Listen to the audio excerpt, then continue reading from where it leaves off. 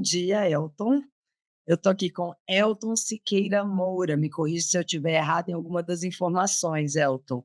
Doutor em Engenharia de Produção, diretor setorial de inovação da Fundação de Amparo à Pesquisa e Inovação do Espírito Santo, organização que apoia o Brazilian Inditex in Germany, ou BIG 2025, o programa de internacionalização de Inditex, ou também startups de tecnologia industrial do Espírito Santo, mas também de outros estados, e a gente já vai conversar um pouco mais sobre isso. Mas, Elton, é o primeiro contato que a gente tem, certo? Então, eu conheço o que o Google me mostrou de você, o que o ChatGPT me apontou e o que o Cláudio me contou. Eu espero que tenha falado um bem. Mas eu queria ouvir um pouquinho de você, para a gente já ir entrando na pauta principal. Como que foi a sua trajetória profissional? Como que ela te conduziu, de maneira breve, para a gente te conhecer mesmo, como ela te conduziu até a diretoria de inovação da FAPES? E o que te motiva pessoalmente? Eu quero saber realmente do Elton agora, nessa trajetória, o que te motiva a se manter nessa função. Bem, como toda história, né, ela tem seus caminhos tortuosos, seus caminhos retos, e tortuosos porque muitas vezes faz parte de escolhas, né, na vida, né? Então, a gente às vezes na juventude a gente faz algumas escolhas e na frente a gente vê que não é bem aquilo e você vai para um outro caminho, enfim. Nessa trajetória toda, em algum momento eu descobri a informática, né, estava nos idos de 80, por aí, início de 80, e de lá para cá eu comecei, lógico, estudei e fui trabalhando na área de informática a minha vida inteira em iniciativa privada. Trabalhei durante 16, 17 anos na iniciativa privada, e em 2006 eu participei de um concurso para o Instituto Federal como professor na área de tecnologia, e desde 2006 eu sou professor no Instituto Federal. Em 2011, eu me afasto para o doutorado na UFRJ, lá na COP, em Engenharia de Produção, e, ao voltar, eu fui convidado pela reitoria do IFES a assumir uma diretoria de planejamento dentro do Instituto Federal. E na parte de gestão dentro do IFES, eu vi muitas oportunidades que poderiam estar acontecendo, às vezes não aconteciam, ou aconteciam não na velocidade que eu gostaria que acontecesse. Enfim, após a saída da reitoria, eu assumi o núcleo incubador do Campus Serra, trabalhei mais diretamente na gestão do núcleo incubador, e depois eu fui convidado para assumir a recém-criada, em 2019, a recém-criada diretoria de inovação da FAPES. Então, desde então, a FAPES tinha algumas ações para inovação, alguns editais, como foi o Sinapse e o Centelha 1, antes de 2019, mas a gente estava vendo o ambiente propício para inovação, para o empreendedorismo inovador. E aí, então, diretor-presidente, chamava-se diretor-presidente aqui na FAPES, o Dênio Rebelo, ele criou a diretoria e me convidou para assumir essa diretoria.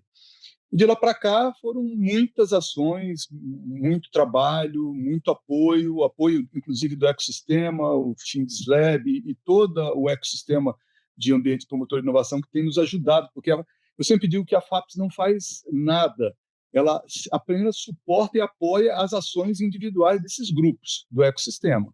Então é importante deixar isso claro, né? Que se não fossem esses atores todos que nos ajudam, todas as coisas que estão acontecendo hoje no Estado não estariam acontecendo, pelo menos nessa velocidade que vem acontecendo. Mas, assim, um resumo rápido da minha trajetória. E a tua motivação pessoal que te leva a se manter? O que te estimula a estar realmente apoiando? Então, você falou que esse é um dos objetivos da FAPES, eu já ia te perguntar isso também. O que te estimula pessoalmente para se manter nessa função, estimulando, então, outras startups? Eu vi que você tem uma trajetória também como professor, né, muito grande, então, imagino que muitos alunos se tornam os novos, né, Sim. empreendedores de inovação tecnológica. Bom, antes de entrar no próprio IFES, eu já me motivava em instalar um sistema numa empresa, desenvolver um sistema do zero, instalar na empresa e ver que a empresa estava ganhando, melhorando o seu processo, né? E aí, lógico, gerando valor para os seus clientes e tudo mais. Isso já me motivava. Na academia, o que sempre me motivou foi a possibilidade do aluno poder mudar de patamar, muitos com uma situação de vida muito difícil, alguns até precárias, mas você via o crescimento, não só dele, era de toda a família. E esse estímulo que me trazia, ele veio também para a inovação, porque quando eu vejo, como você falou, um ex-aluno que está empreendendo, ou uma pessoa que largou praticamente tudo da carreira dele para empreender numa coisa que ele acredita, e a gente poder, de certa forma, ajudar, seja com recurso financeiro, seja pelo apoio que esses ambientes de inovação eles dão para esse empreendedor, nossa, isso me deixa no êxtase. E aí, quando eu vejo que eles estão indo num patamar extrapolando as nossas fronteiras aqui no Estado, aí eu fico super feliz, me sinto totalmente realizado com isso, sem demagogia, é realmente me sentir realizado. E a FAPES, então, eu queria entrar um pouquinho mais na fundação, como que ela trabalha estrategicamente para fazer esse fomento, para poder promover a inovação desses novos empreendedores que ainda às vezes não têm o recurso suficiente para inovar da maneira que desejam, ou mesmo com a capacidade e habilidade que eles já têm, né, uma proposta inovadora. Eu sempre digo que a gente, na FAPES, a gente sempre olha a floresta, né? E as lacunas que tem nessa floresta. Por que ela tem essa lacuna? Por que ela não está preenchida? O que a gente tem que fazer para preenchê-la? Então, a gente associa essa ideia, eu faço essa associação da floresta junto com a trilha da inovação, ou seja, desde o momento que tem um aluno na academia, enfim, um aluno ou uma outra pessoa qualquer que tem uma ideia que possa se tornar um negócio, mas ele não tem condições de transformar aquilo, e ele tem que trafegar, ele tem que passar por todo um estágio, todo um caminho, toda uma trilha até ter sucesso. Então, a FAPES ela olha para essas lacunas, verifica nessa trilha o que a gente precisa apoiar para esses empreendedores não caírem no que a gente chama de vale da morte, né? E não ficarem ali parados, estagnados. E a gente preenche essa trilha todas para ele com editais e com apoio, inclusive apoio para os ambientes inovadores de inovação, não só editais para apoiar as empresas, mas apoiar também os ambientes promotores de inovação, porque, como eu disse, eles realizam o trabalho, vamos dizer assim, mais pesado, né? O trabalho realizado por esses ambientes é o trabalho mais pesado, de estar ali apoiando, de estar mostrando o caminho que eles têm que seguir, de carregar esses empreendedores, de levar esses empreendedores para o exterior, como é o caso do Big. Isso não é um trabalho simples, é um trabalho pesado, a gente sabe disso. Então, a gente verifica não só a trilha, mas o que a gente pode fazer por esse ecossistema todo para apoiá-los a poder chegar num nível de escala na empresa dele, eles não precisarem mais de recursos do governo, né? Então, isso aí é o que nós normalmente fazemos, dentre várias outras. Eu estou falando só da inovação na FAPES, mas nós temos a parte de pesquisa também, a parte de extensão, e aí essa aí fica. Talvez a gente nem comente hoje, que é muita coisa também. Mas agora eu fiquei curiosa, só para eu entender um pouquinho esse ecossistema. Essa parte de pesquisa e de inovação, elas também conversam? Tem essa preocupação com a tríade? Sim, é importante que eles conversem, porque nem toda competência está num local. As competências estão dispersas. Então, você tem ambientes promotor de inovação, seja incubadora, seja aceleradora, enfim, seja até um espaço de cowork dentro de uma universidade, dentro de um ambiente acadêmico, eles não possuem muitas vezes toda a competência ali. E as competências às vezes estão em outros locais. E a gente precisa fazer com que essas competências elas se auxiliem, né? Que alguma não tem, que ela possa prover e fazer com que esses empreendedores eles estejam em contato com essas competências. Então é fundamental elas estarem participando. Eu acho que o Espírito Santo é tão próximo às pessoas, e os ambientes aqui são tão próximos e rico, que eu acho que nós não temos esse problema maior de distanciamento. Eu acredito que não tenha. Pelo menos eu não sinto que haja esse distanciamento, muito pelo contrário. Bacana. Você trouxe até o Big como exemplo, numa perspectiva desse fomento de iniciativas, às vezes a promoção não diretamente em tech, mas há iniciativas que façam esse trabalho, né? Afinal, é muito amplo e complexo todas as possibilidades, tanto de pesquisa quanto de de promoção da inovação, como você muito bem falou agora.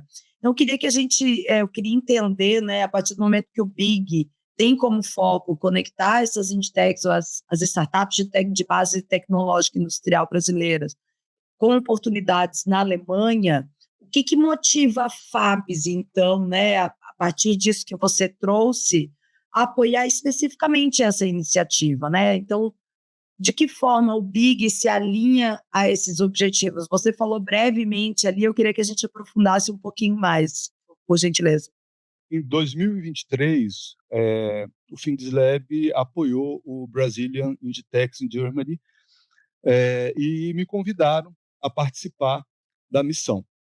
Ele veio exatamente no momento em que nós víamos que nessa trilha que eu comentei com você, que, que o Espírito Santo hoje só tem 4 milhões de habitantes. A quantidade de startups que vem aparecendo, que nós estamos, que esse ambiente todo está promovendo, está criando, né, e está oportunizando eles participarem, o Espírito Santo não seria suficiente para essas empresas, que elas precisam crescer. Então, elas têm que sair, extrapolar as nossas fronteiras, sejam para fazer negócio em outro estado, ou seja para fazer negócio no mundo inteiro. E aí, quando me convidaram, eu falei, bom, eu vou participar do Big, eu quero entender como é que é o funcionamento, quero participar ativamente, mas eu não tinha noção do que eu ia encontrar pela frente.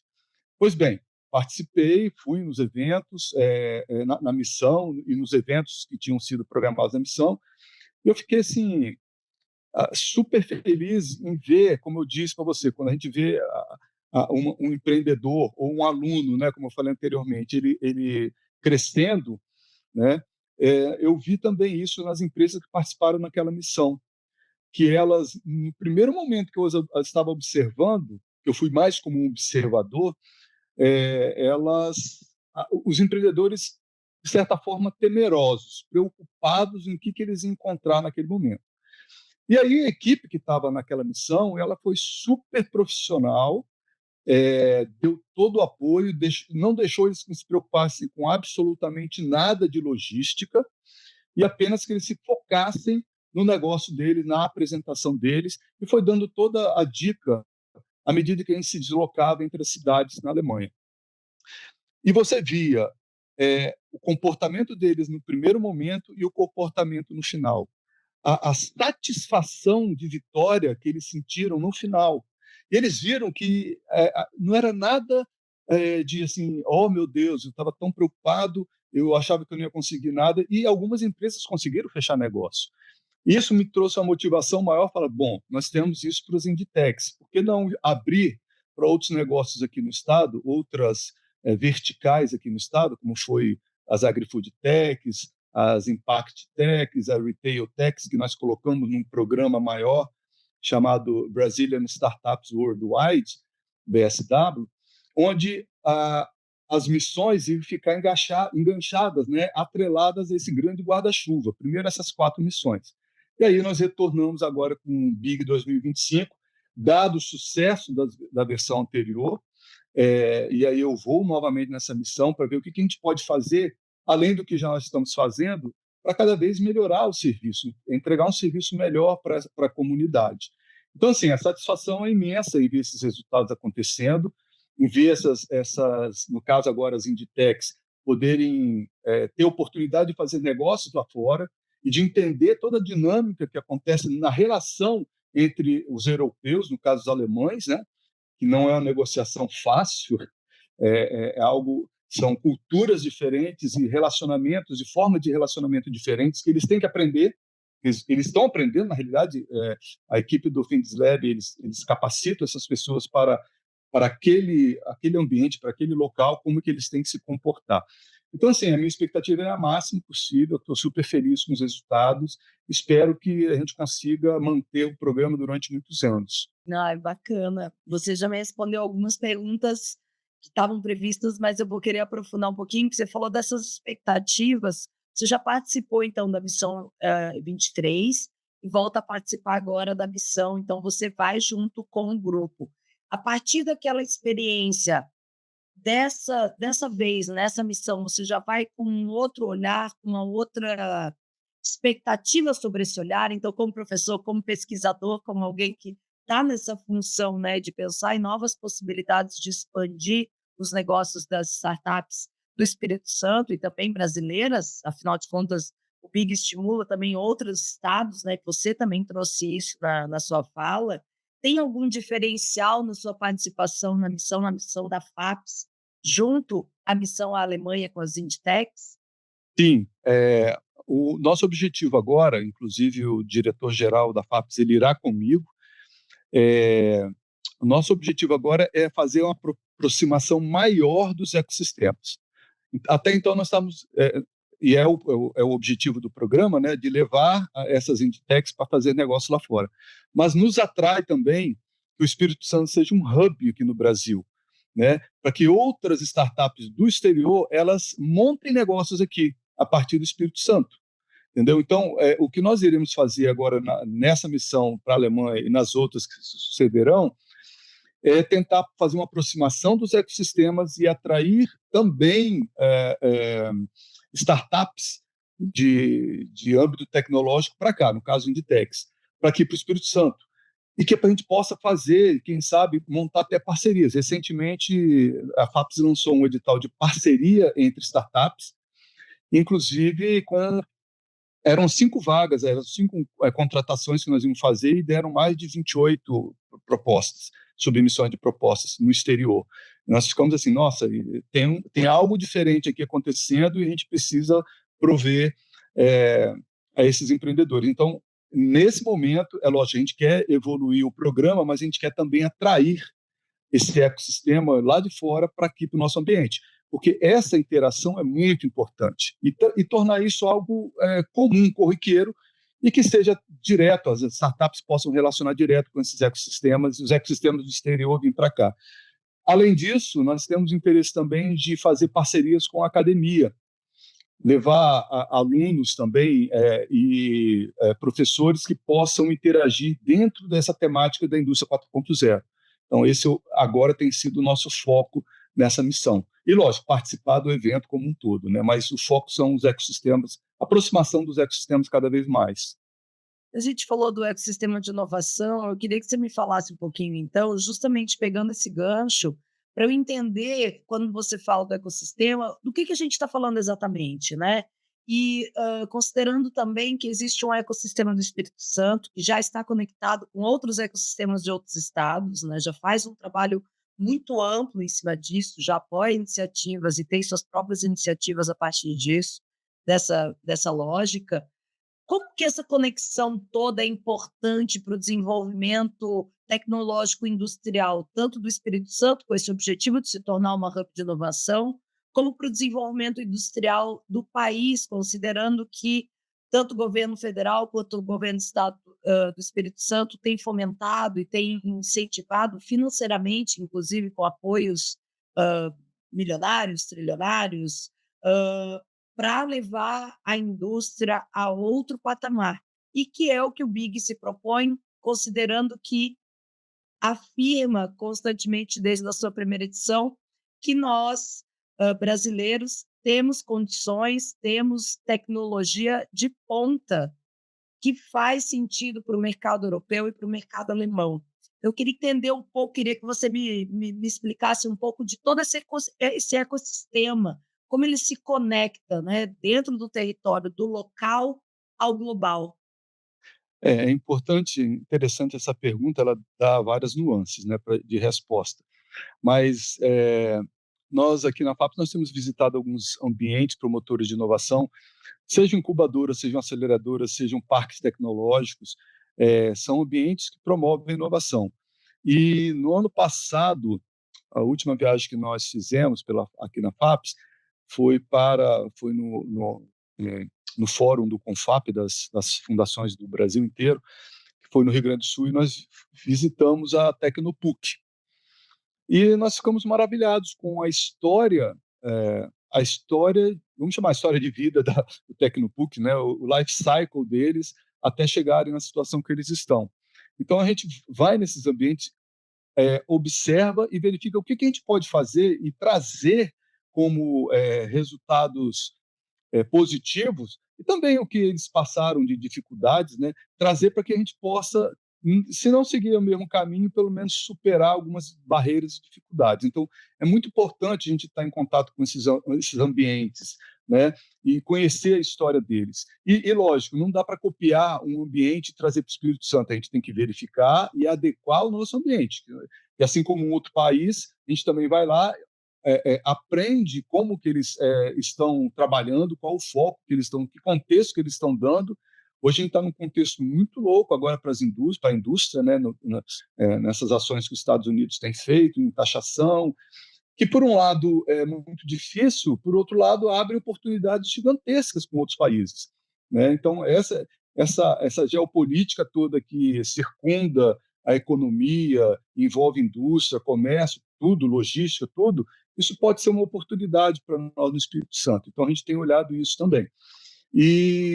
Claro, como eu disse, aprender o que está sendo feito lá fora, verificar como se encaixa aqui dentro, o que a gente pode fazer para fortalecer o nosso ambiente aqui e tentar promover de alguma forma eles para que eles subam num patamar. Olha que interessante, a gente tem muito contato com a FINEP e são poucos os empreendedores capixabas que captam os maiores recursos, esses recursos milionários, bilionários, que são colocados em editais aqui no Brasil, né? Mas por quê? Porque às vezes não tem a experiência de escrever um projeto muito bem claro, é, enfim, às vezes até a equipe, eles são vários fatores. Às vezes a equipe, ao que ele se propõe, não é a melhor. Enfim, então existe uma dificuldade, muitas vezes, dos empreendedores capixabas de conseguir esses recursos. Quando a gente traz recursos, vamos dizer, milionários para aqui, a gente abre editais milionários com recursos altos, como foi o Tecnova, e que nós vamos lançar um outro edital, que é a Nova Economia Capixaba. Quando a gente abre esses editais, é porque elas ganham experiência para poder concorrer a editais maiores no exterior. Não só no Brasil, mas em qualquer lugar do mundo. Então, essa é a tônica. A gente quer que a nossa economia cresça e o Espírito Santo apareça no cenário nacional e, quiçá, mundial. O que você entende como essas lacunas, né? Você falou especificamente da questão dos editais, mas, ao seu ver e com a sua experiência, quais são os principais desafios hoje das startups de base tecnológica, principalmente voltadas para a indústria do Espírito Santo, ou mesmo numa visão mais geral, né, brasileira, ao buscar acesso ao mercado internacional? Basicamente, entender para onde está caminhando o mundo, né? Para onde que o mundo está caminhando. A gente falava muito, a gente fala ainda um pouco da indústria 4.0, mas hoje não se fala tanto da indústria e sim das tecnologias, né? A IA, inclusive, veio agora com força e a maioria das empresas entende essa importância e o governo também do estado está investindo bastante em IA e a FAPES também está investindo em IA para que depois isso possa se tornar um ativo para as empresas também. Mas é basicamente entender para onde que o mundo está caminhando. Eu fico pensando nessa lógica que a gente começou, quando eu penso no aluno, no desenvolvimento desse aluno que está tendo ideia, está desenvolvendo, abre uma empresa, busca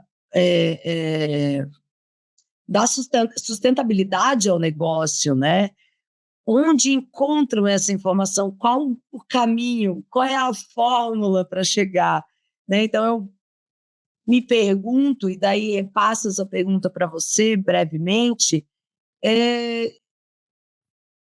qual é a fórmula básica para que uma startup de base tecnológica industrial encontre o seu caminho no desenvolvimento? Então, eu tenho um produto massa, um serviço interessante, ele tem aderência ao mercado, já fiz essa avaliação. E agora? Como eu faço que isso se sustente, né? Você acredita que essa trajetória educacional e profissional desse empreendedor permite que ele enxergue essas possibilidades, ou é aí que o governo e aí que iniciativas como da FAPES entram para mostrar esse caminho para eles? É uma pergunta boa também, viu, Karina?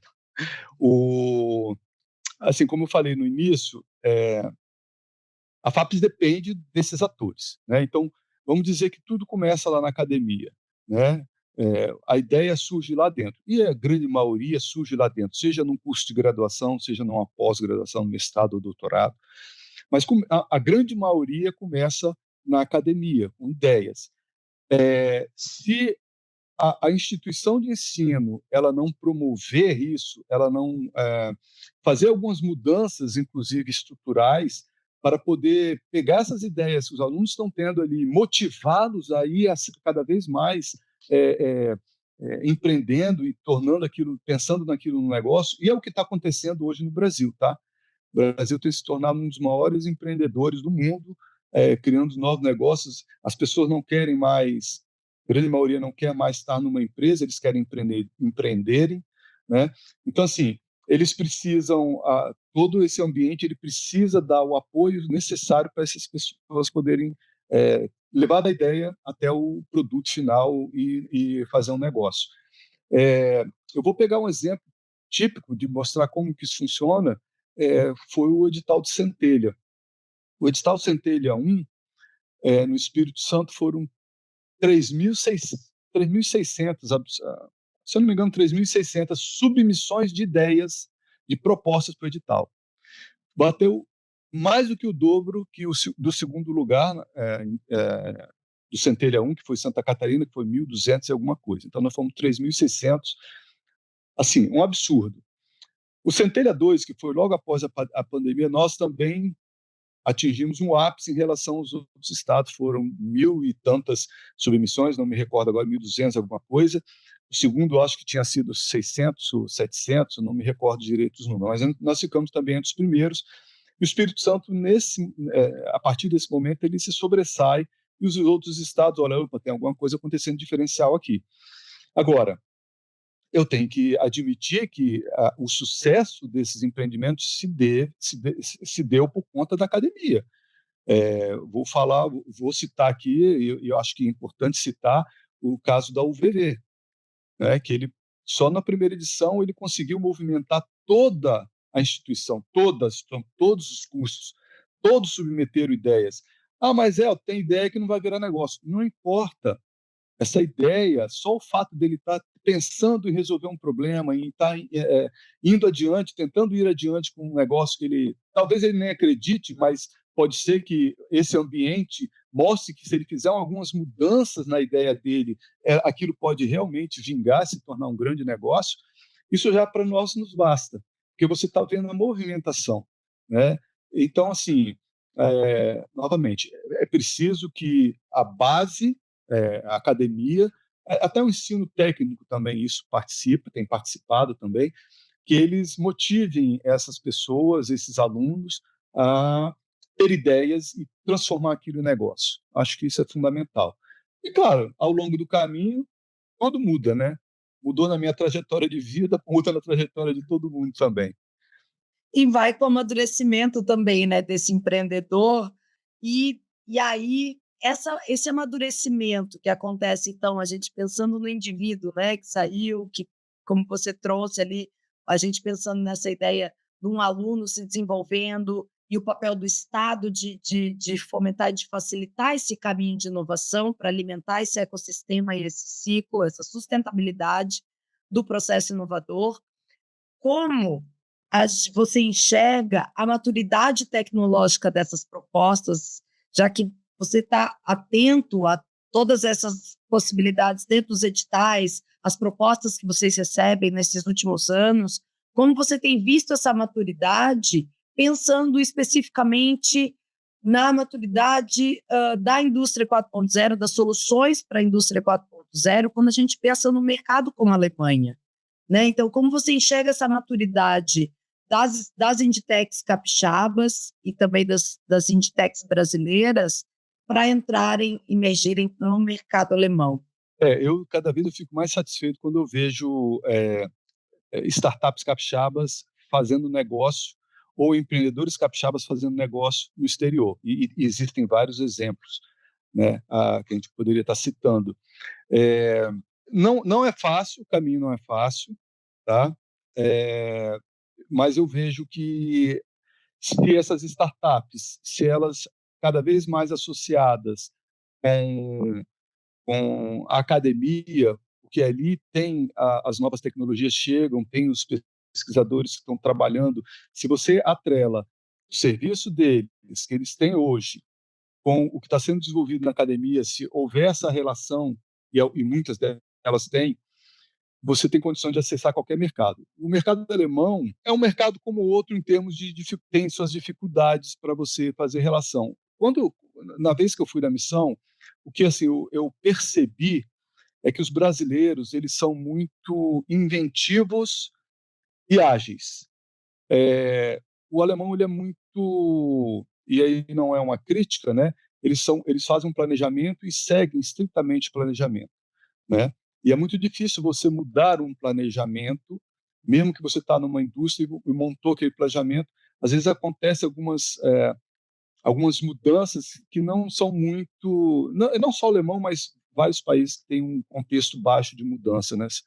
É, eles não são tão ágeis, vamos dizer assim, tão ágeis como o brasileiro é, como essas startups brasileiras são. Então, eu vejo aí uma oportunidade para essas startups. Não só a tecnologia que elas trazem, que elas estão com tecnologia de pontas, a grande maioria trabalha com tecnologia de ponta, seja, seja digital twins, seja IA, machine learning, enfim, diversas tecnologias da indústria 4.0, elas dominam isso. A forma como elas vão entrar nesse mercado, elas têm que se adequar, né? E às vezes a agilidade que nós temos aqui pode não ser tão compatível com a agilidade que eles têm lá, mas é possível ser adequado. Eu vejo isso uma virtude, inclusive, para as startups capixabas, é uma possibilidade cada vez de abrir negócio com eles lá fora. Então eu sempre fico muito esperançoso com as nossas startups. E o Big ele não está levando só a startup capixaba, ele leva outras startups, né? Apesar de que o Espírito Santo só financia as startups capixabas. Mas ele leva outras startups e essa ida traz interação, compartilhamento de ideias, aproveitamento de ideias, lições aprendidas. Então, assim, isso é muito importante. Então, é muito mais sobre uma adaptação do negócio do que da solução tecnológica, de fato, né? Que aí Em vem geral, sim. essas capacitações, no caso do Big, então, a promoção dessas capacitações que vão preparando eles para aproveitar melhor essa oportunidade. E a última pergunta tem a ver com uma das últimas coisas que você falou, e que me surgiu enquanto eu te ouvi, é se essa participação no Big de 2023 te inspirou de alguma forma, em ações internas da FAPES, ou mesmo para você profissionalmente, pensando em outras maneiras, de fomentar, então, a internacionalização das Inditex capixabas. Sim, com certeza. Eu lancei um edital no ano passado, parceria de startups. Ela surge por dois motivos. Uma por conta de uma apresentação de uma startup capixaba, que na apresentação dela ela falou que tinha feito parceria com recursos da FAPES. Ela tinha tido a possibilidade de fazer parceria com outra startup que era capixaba. E nesse momento me deu um estalo. Eu falei, caramba, o Big foi um sucesso. As startups, uma startup fez parceria com outra startup, e aí eu comecei a fazer uma pesquisa em artigos científicos sobre essas parcerias, né, colaborações entre startups. E lendo, cada vez me aprofundando mais nessa área, eu falei, olha, eu vou fazer o seguinte, eu quero que as startups capixabas elas possam ir para fora, que elas possam estabelecer negócios, porque eu vi um resultado muito legal de duas startups capixabas que participaram no Bigs 2023, e eu vou lançar um edital que eu vou fomentar ainda mais essa parceria. Então, assim, e não só esse edital, mas também o BSW, ele foi criado, o Brasil Startup Worldwide foi criado por conta do Big 2023, né? Eu só dei mais trabalho para o pessoal do Findeslab, tá? Que eles não nos ouçam, só dei mais trabalho para eles. Mas tudo bem, eles estão ajudando a gente bastante. E assim, e tem outras propostas que eu não posso falar, que senão eu vou dar dando spoiler, de internacionalização. Então, assim, é importante essa ida nossa também agora, para 2025, certamente com o nosso foco agora de aproximar os ecossistemas, vai nos dar oportunidade de levar novas oportunidades para as nossas startups aqui para poder fazer negócio lá fora.